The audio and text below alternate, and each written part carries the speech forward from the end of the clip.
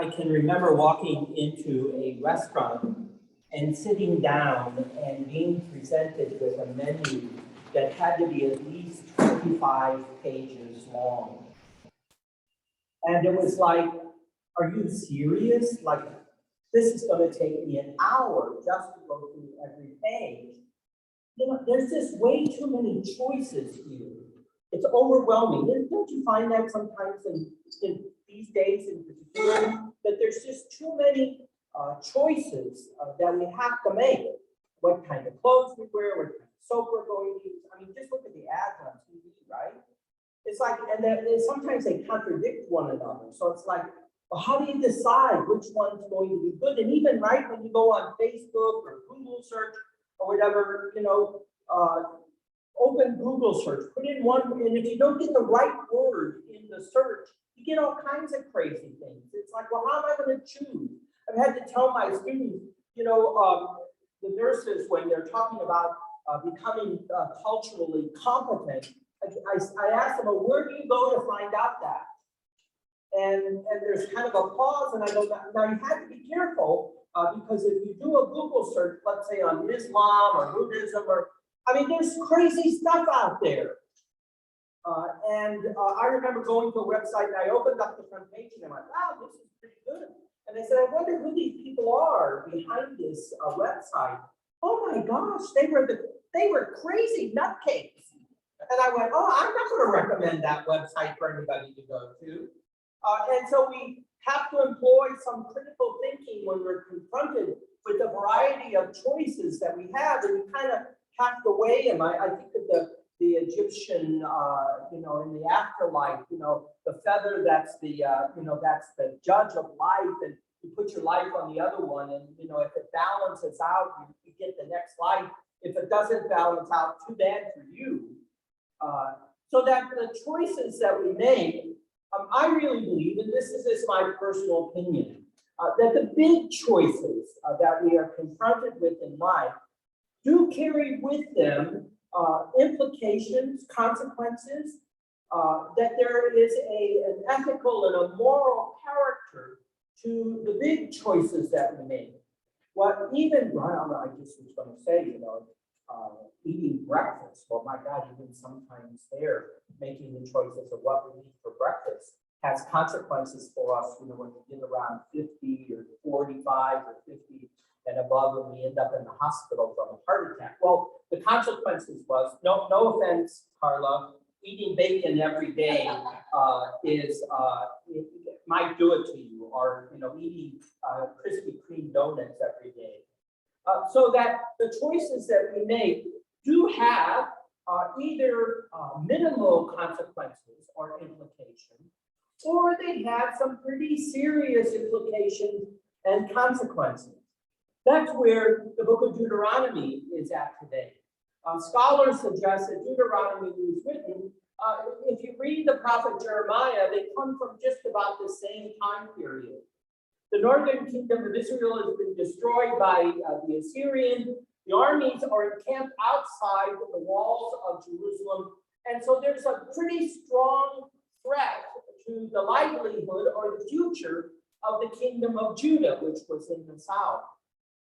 And so in that comes this sense within in the kingdom of Judah, a realization that where they stand, confronted by the armies that potentially will destroy them, that they are, because of the choices made by their leaders and by their ancestors before them, that they are in the place where they are. All the way back to the time of leaving Egypt and the place of slavery. They come to the desert, and they're the choice we see, right?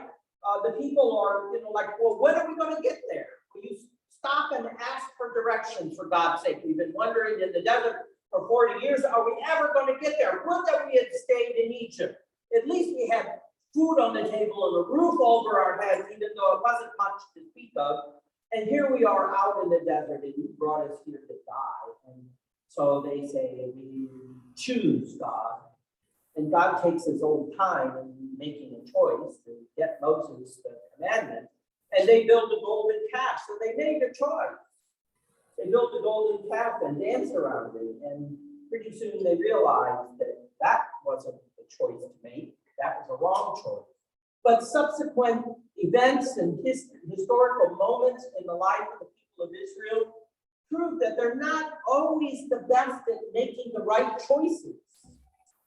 It comes at the time when they're settled in the land and they look around and they go, you know, we want to be a rich and powerful nation, just like all the other nations.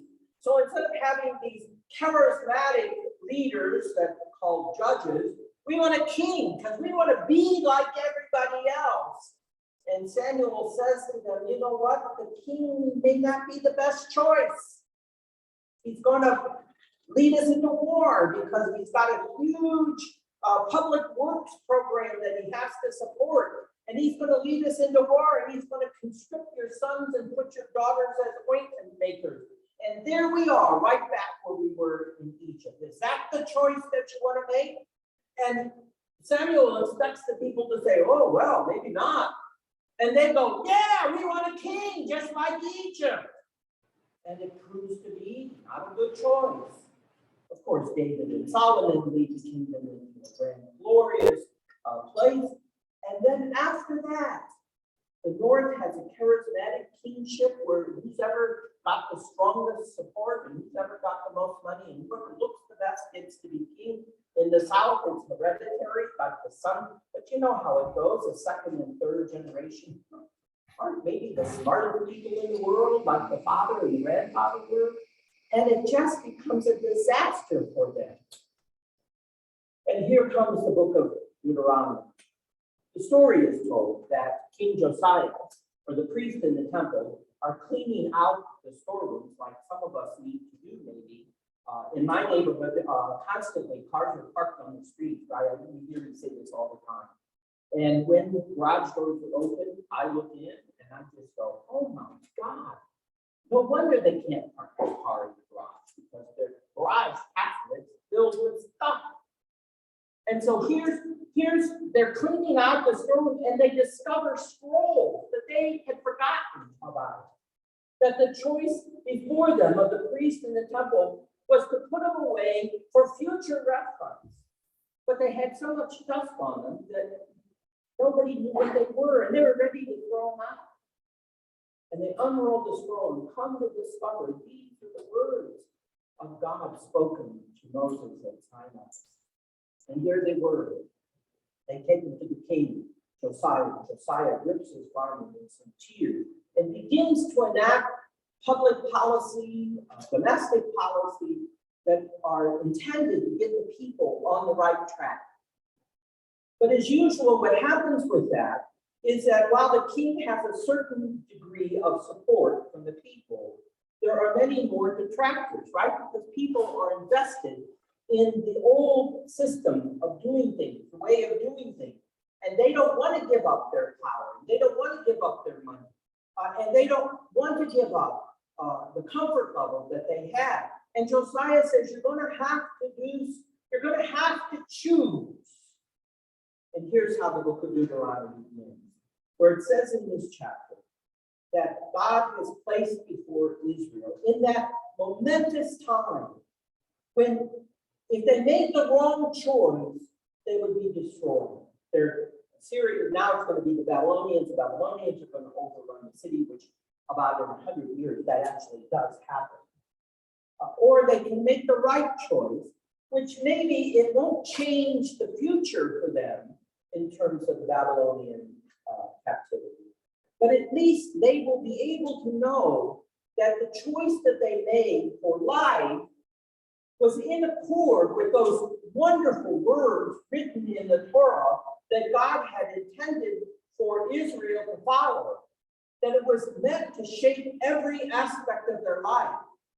And I know some might get tired of me saying this, but it really was, if you look at the commandments, that they were intended to focus on the religious and spiritual life, on the political life, on the moral and ethical life of the people, and the way that the people related to one another and to others outside of their community. Look at the commandments and you will see that it's a powerful statement of the way that their political and economic and social and religious life are to be shaped by this view that God has for them. Remember, it said in Exodus, you're my special people, therefore I expect a lot from you. And therefore, listen, turn your whole life towards me and you will be blessed. That was said in Exodus. And here it's back in Deuteronomy. You made bad choices. Okay, now you have a chance, Israel, to begin to make right choices. And the right choices are what you already know to be true and choices that are in full accord with this vision that I've had for you that somehow you rolled up in a closet and forgot about. This is it. And if you choose that, if you choose wrongly, wow, where does that come from? There's some TV show. If you choose wrongly, wow, you know the path that you're going to go down. It's going to be bad for you. Choose rightly, and it may still not turn out well, but it's going to be better. Why? Because the commitment that you made, Israel, to this vision that I have for you and for the world, that the commitment that you made is what's going to power you and enable you to continue to live and survive and thrive as best as possible into the future. You see, if you waver in your commitment on this side, then the prospects of death are going to come pretty quick. And here, don't think that death is just physical death. It's going to be emotional and spiritual death for them as well. And perhaps that's where they are. Read the prophets and you'll see that the people were at a point where they may have been thriving economically, but there was nothing in them spirit-wise to guide and lead them in making those economic choices and decisions. And so Deuteronomy says, if you make this choice, I asked you back in Exodus to make a commitment to follow this vision. And you keep thinking that the commitment is optional. On our good days, we'll keep it. On our bad days, it's not. Isn't that how it works, right? You know, those of you who are married know, right? There are probably more bad days than good days. And if you go, man, I have a bad day, I don't want to be committed. It doesn't work that way. That's what Deuteronomy is saying. You know, on your bad days, when you don't want to be committed, when you don't want to love, when you don't want to forgive, that's exactly the days that you're going to have to stay committed to what I'm asking you to be and to do in the world. So telescope into Luke. This journey that Jesus is making, followed by crowds of people, by the poor people, the marginal people, by the people in the middle, and also the powerful people. Remember, he ate dinner at a Pharisee's house? He's engaging with all the levels of the society. And he doesn't mince words with any of them. That each one is asked to, because of what happens in their life, that he's asked them to take what happens, the change, the transformation, whatever it is, and to make that the component of their commitment of discipleship that will enable them to continue to walk in the world, not with reference to how much money they got in their pocketbooks or what kind of clothes they're wearing or where they live or who they choose to love and marry, but rather on their commitment to be that witness to the reign of God in the world. He's asking every single one of those groups of people to witness to the reign of God. And he's showing them what the reign of God is about. Compassion, generosity, love, being slow to anger, being rich in mercy, being compassionate to the point where in terms of forgiveness, that you forgive without expecting even yourself to be forgiven. That all of that is a part, and by the way, around that is going to be built a community and a society that reflects those core values of what the reign of God is about.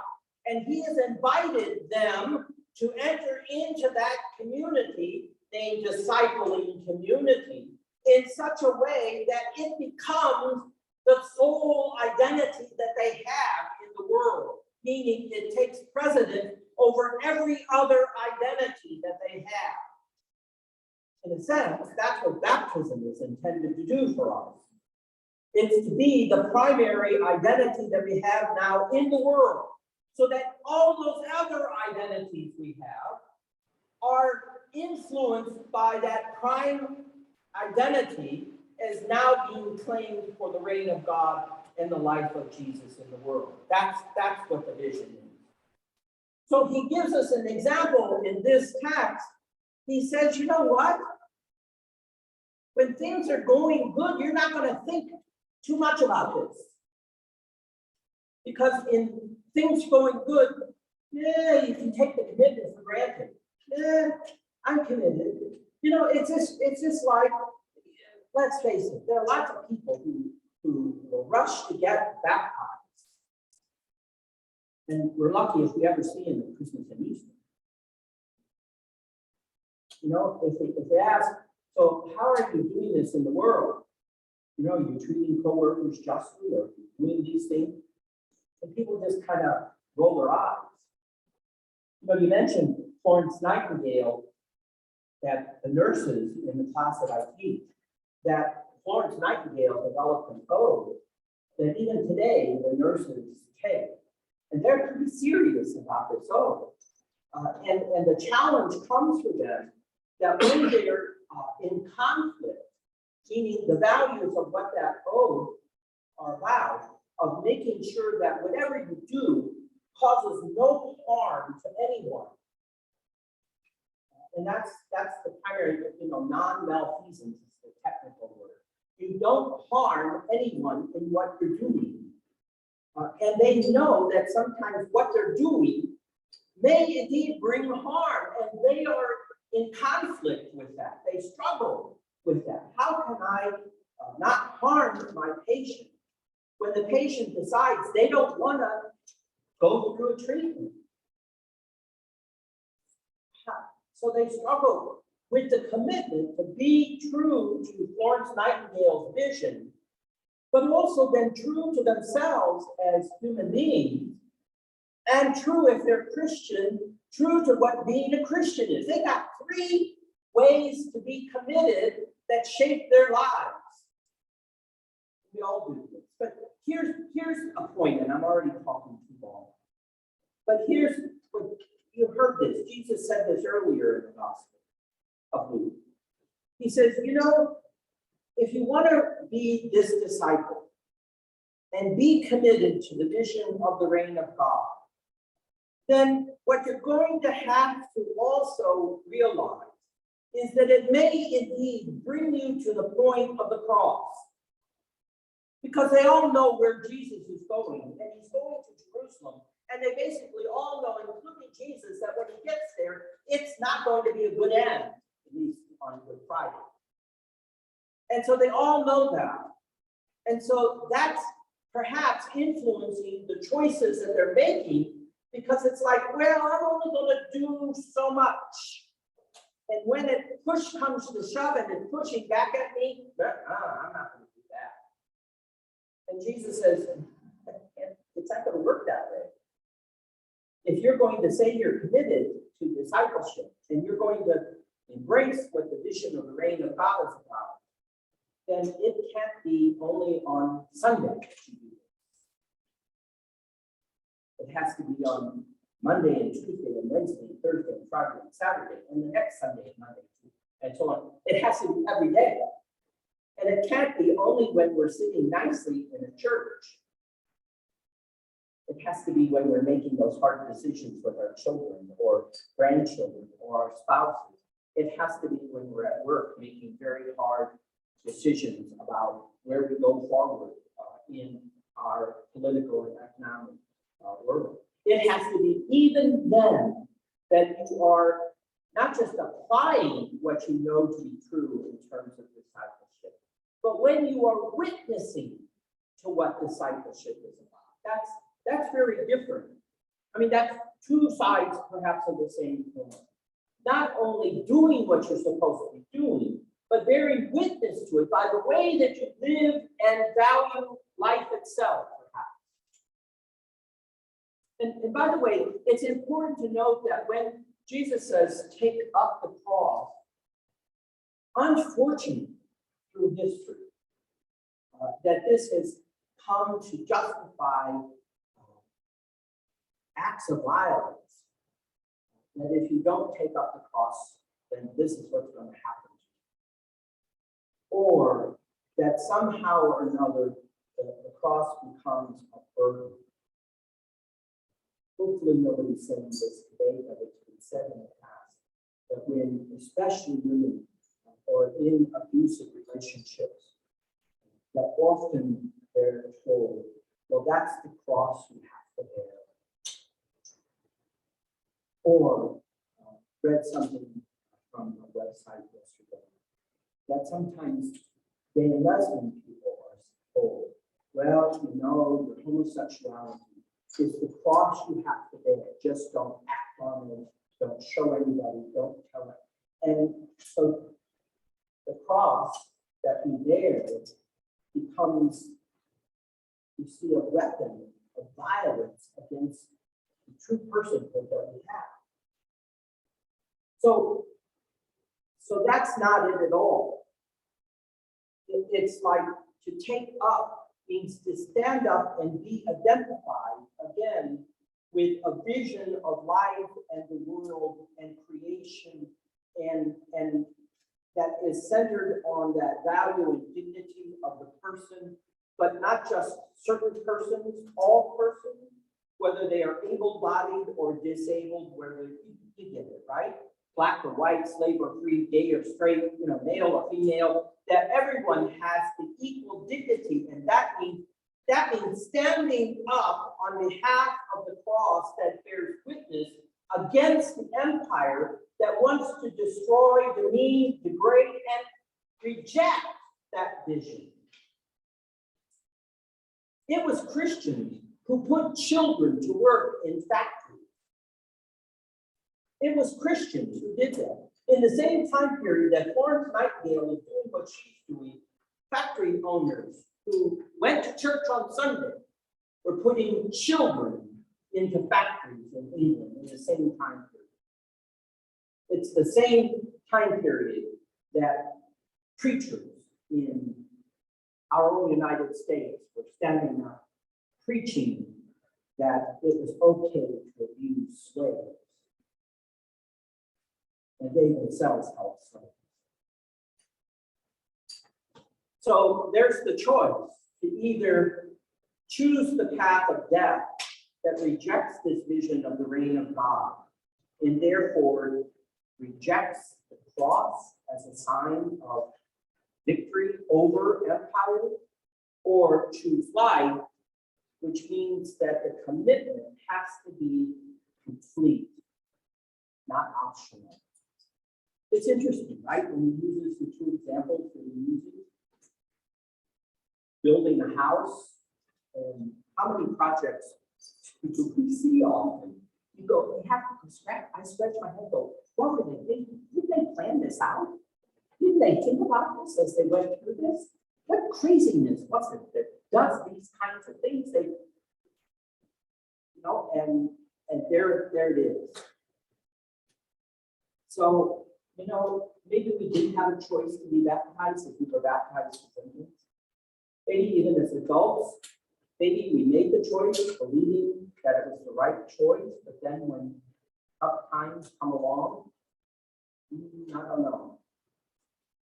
Whatever it is, you see, if we want to be the disciple of Jesus, then it means we make the choices for life in all of it, in all of what it means.